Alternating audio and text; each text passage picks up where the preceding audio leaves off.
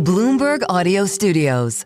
Podcasts, radio, news. Well, our next guest needs really no introduction. He's familiar to the Bloomberg audience. Leon Cooperman spent 25 years at Goldman Sachs. He was a partner and chairman and CEO of Goldman Sachs Asset Management. He then went on to create the hedge fund Omega Advisors and the Omega Family Office, where he now oversees more than $10 billion in assets. He's also known for his philanthropy, signing on to the Giving Pledge more than a decade ago and having donated many millions to various causes, including Columbia Business School, St. Barnabas Medical Center, and most recently, $50 million to the New Jersey Performing Arts Center, something we want to talk with him about. And yes, a lot more. With us is Leon Cooperman. He is chair and CEO of the Omega Family Office. He joins us along with John Schreiber, president and CEO of the New Jersey Performing Arts Center, both joining us from Newark. And gentlemen, great to have you here with us. Thank you. Nice to be with you. Let me correct one thing you said. I managed $10 billion when I was in business. I retired in 2018. Unfortunately, we have less than $10 billion. What we have is my own money and my son and my wife's. Less than $10 billion by a lot. We appreciate that because we like to get it right here. So thank you for that. And thank you again, both of you, for joining us. We want to talk about this gift, but got to say, Lee, that we would certainly get a lot of flack from our Bloomberg users if we didn't ask you about the market environment as well. So we just want to take a few moments just to ask you about that. We have seen records on Wall Street again this week. There are concerns about overvaluation. I'm just curious, do you feel comfortable with where the market is? And do you expect it to continue to move up higher, especially when it comes to U.S. stocks? I'm not comfortable. I think I'm less optimistic than the consensus. I'm bothered by the excessive valuation relative to history. We're in the 98th percentile valuation, and certainly relative to the obvious macro issues which the market, for some reason, is ignoring. I'm bothered by the excessive reliance on debt. We have a guns and butter economic policy, which will ultimately lead to crowding out. And all these data centers are being announced, and someone has to finance them. So there's a tremendous demand for credit. I think the surprise will be when they cut short rates, long rates are going to move up. The stock market is already expensive relative to long rates, and it can become a problem for the stock market. When does it become a problem? Yeah, you don't know. I would have thought lower levels, but I've been too conservative, but I've not been short anything. I'm selling stuff, becoming more liquid. But I would say that, bear markets don't materialize out of immaculate conception. There tends to be a causative factor. So I think either something has to blow up in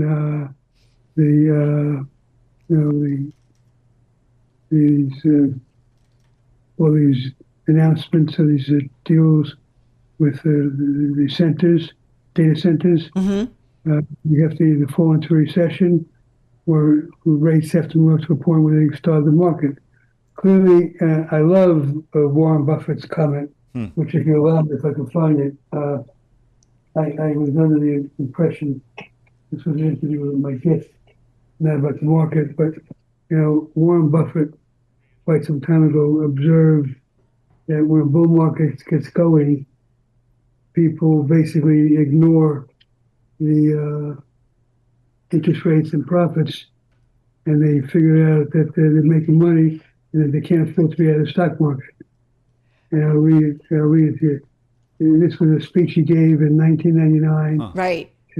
Once the bull market gets underway, and once you reach the point where everybody has made money, no matter what system he or she has followed, the crowd is attracted to the game, is responding not to interest rates and profits, but simply to the fact that it seems to be a mistake to be out of stocks.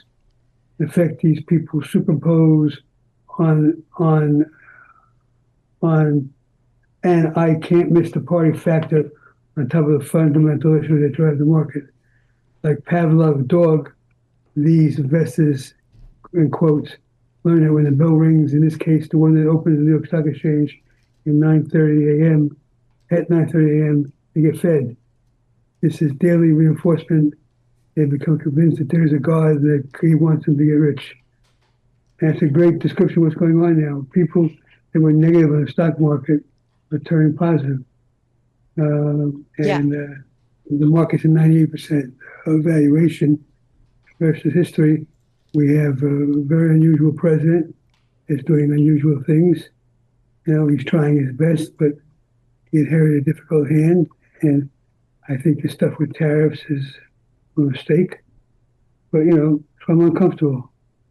Yeah, and it's interesting. You talked about data centers too and the AI spend. I mean, we did have Jeff Bezos of course, Amazon saying that the spending on artificial intelligence resembles an industrial bubble that could lead to lost investment, but will also make society better off. Can I just ask you real quickly, AI, is your family office using it? No, not yet. We're the wrong people to ask. Oh. I was born too early. I totally get it. We're talking with Leon Cooperman, Lee Cooperman, Chair and CEO of Omega Family Office, with us from New Jersey. John Schreiber also with us, President and CEO of the New Jersey Performing Arts Center. And we do want to get to this gift that you have made, Lee, to the New Jersey PAC. We often talk with you about markets, but we also do take note of your philanthropy. Why this investment, $50 million donation to the New Jersey Performing Arts Center, the largest individual gift in the Arts Center's history? Why did you do that? Well, let me just say, you have to know the background. So simply stated, my wife and I have lived the American dream, and our financial resources are largely being directed to help the inner-city kids achieve what we have been by virtue of our hard work, luck, and a few intuitive decisions during my earlier on in my career. So in my case, my father came to America in 1920 from Warsaw, Poland. He came at the age of 12, so he was born in 1908. And he had no formal education. And I went to public school in the Bronx, high school in the Bronx, college in the West Bronx. Both my grade school and my public school was the East Bronx. So I followed the advice of Harvard Scribner and went west. Mm-hmm. I moved to the West Bronx. And then I had a short stint at Columbia Business School, which opened the door to Goldman Sachs and my career on Wall Street. So, we want to give kids today the chance to achieve the same things that my wife and I achieved. It's as simple as that. Yeah. And I figured out really 4 things you can do with money. And I'm no different than your boss, Mike Bloomberg, except I have a few less zeros. He's extremely close. Understood. I've been ready for 25 years. Yeah. Since I returned able to vote. That's 40 years ago. And when he ran for president, I switched to the Democratic Party so I can work for him and support him. Fortunately, he kind of flamed out very quickly. But I'd say there's only 4 things you can do with money. First thing you can do with money is you can pleasure yourself and buy planes, buy automobile, buy baseball teams. There's nothing wrong with that. My wife and I have simple tastes. We both have a similar view that less is more. So, giving. And, one of the things we want to do, Lee, is actually talk to John Schreiber about what this money means to him. Yeah, John Schreiber, come on in here. President and CEO of the New Jersey Performing Arts Center. Talk about how transformative this gift is. What exactly you can do with the $50 million. It's a remarkable gift. And we, of course, couldn't be more grateful to Lee and Toby for making it. It's an endowment gift. We spend at NJPAC about $8 million a year on what we call social impact work. That's work in arts education, community engagement, the intersection of arts and health. Almost everything we do for community, and we are living in an under-resourced community of Newark and greater Newark, is free to community. So we reach 100,000 kids and families every year, and we are opening in about 2 years what is called the Cooperman Center. Lee made an earlier gift of $20 million. That was a starter gift for an education and community center, 60,000 square feet on our campus, that will be open 6 days a week. Every activity we do there, from to mothers and babies to older adults, will be free to community. And we want to endow that work so that no matter what is happening in the economy or more broadly from the government, we can predictably deliver these important kind of life-changing services to community. And Lee and Toby made that possible with this gift.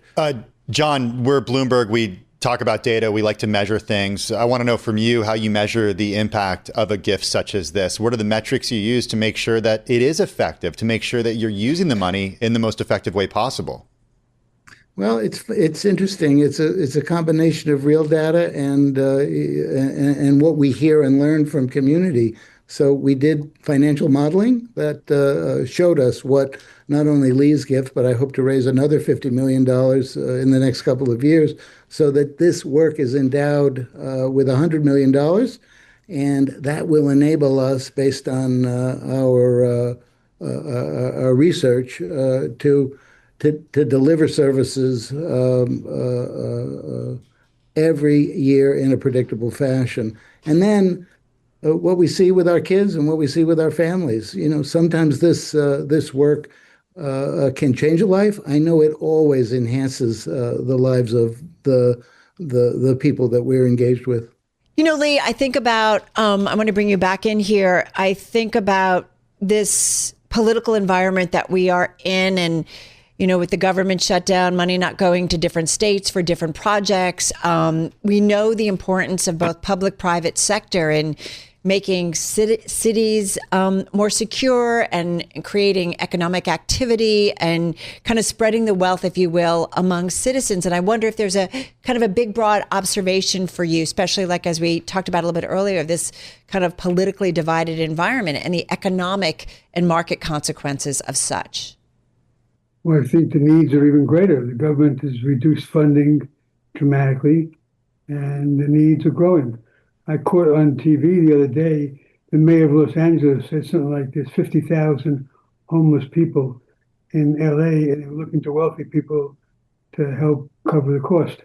And I said to myself, my God, the state of California has the highest state income tax in the country, and they can't afford to pay the bills. So I think the private sector has to step up, and the government has to kind of reduce their cost of living. Not an easy thing to do. We've had inappropriate policies on both sides. I think while Trump is objected to by many people, I think he understands the need to do something, and I just think he's doing it the wrong way. John, I want to bring you back in here. As president and CEO of the New Jersey Performing Arts Center, you talked about the impact of this money, but, I have done things at NJIT. We've done live broadcasts from there. We have seen Audible and Amazon and some of the different companies that have invested in that area. And we've seen kind of the starts and stops of certainly Newark as a whole, a city that is certainly got quite a storied history, right? Tell us what you can about the economy of Newark right now. And again, I think when we look at cities, we get a better picture of America as a whole.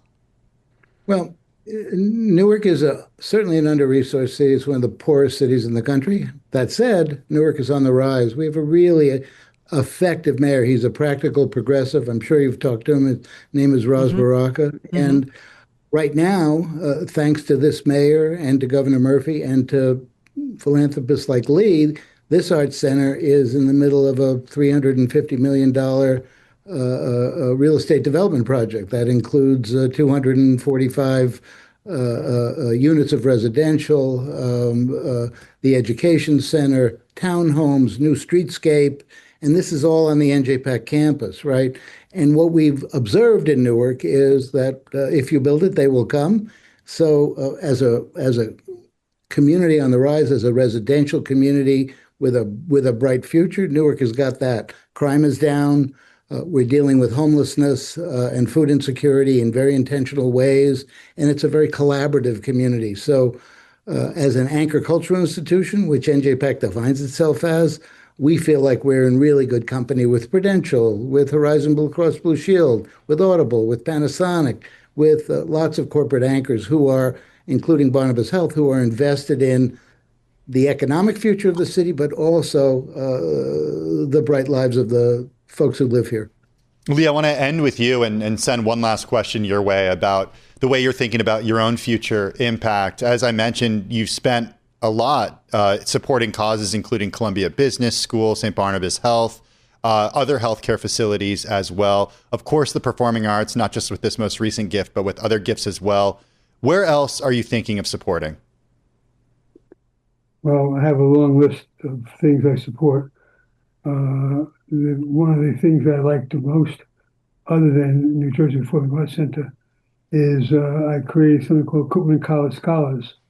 And so basically, if you live in Essex County, New Jersey, and you take a 3-week free course at offered to explain what to expect when you're in college and you're academically qualified. I'm big on giving people equal opportunity for not equal outcomes.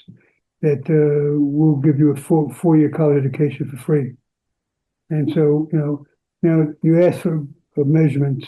So I gave that program $25 million 7 years ago. And I told them, I knew the statistics. 35% of new high school kids, 35% of new high school kids went to college. Only 5% graduated. I told them I worked too hard for this money for a 5% graduation rate. You got to show me the change. Well, our first cohort graduated a year ago, and we had a 35% graduation rate, which is competitive nationwide. I gave another $25 million. This morning, I asked them what I have to do to endow the program to, in perpetuity. So I'm thinking now at my age of doing bequests to organizations that I've supported. I supported Columbia. I supported Hunter College. I supported New Jersey Performing Arts Center. I supported Barnabas, which is now at their initiation. A guy I have enormous regard for is Ken Langone. It's when I gave it to Barnabas, they asked me if they could change the name of the hospital to Cooperman Barnabas. I said, why do you want to do that? He said, well, Ken Langone did a lot for NYU. And I said, I don't have his money, though I have enormous respect for Ken. He's a very special guy. So, there's no shortage of good causes. There's a shortage of money. Well, we certainly appreciate getting some time with both of you, and the best to both of you. Lee Cooperman, thank you, Chair and CEO of the Omega Family Office, and of course, John Schreiber, President and CEO of the New Jersey Performing Arts Center, both joining us from New Jersey.